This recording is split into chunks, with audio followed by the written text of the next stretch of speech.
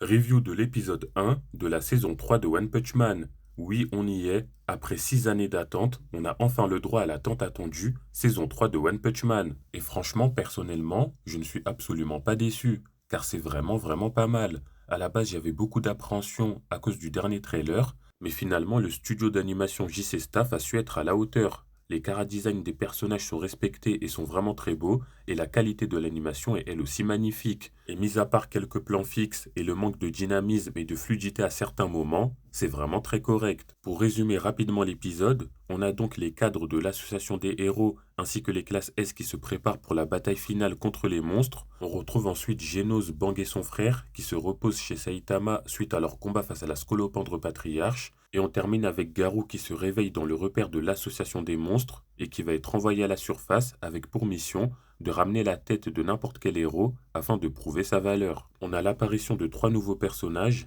qui sont Divinsect, Roi et G5, 3 fléaux de niveau démon.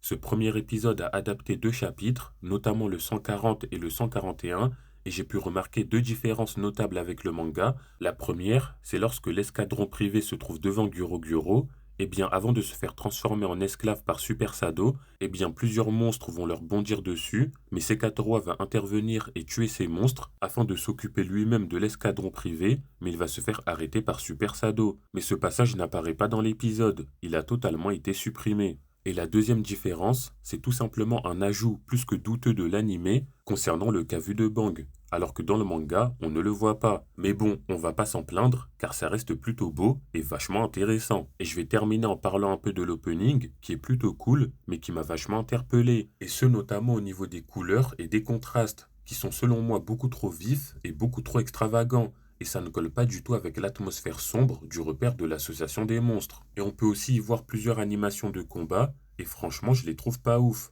Sans parler de l'animation d'Orochi, qui est vraiment catastrophique. Mais bon, je pense qu'il ne faut pas trop s'emballer non plus, car il ne s'agit que d'un opening, donc ça ne veut pas dire grand-chose. Enfin bref, pour terminer, je suis plutôt satisfait de ce premier épisode, que ce soit au niveau du rythme ou de l'animation, et à mon avis, ça annonce de très bonnes choses pour la suite.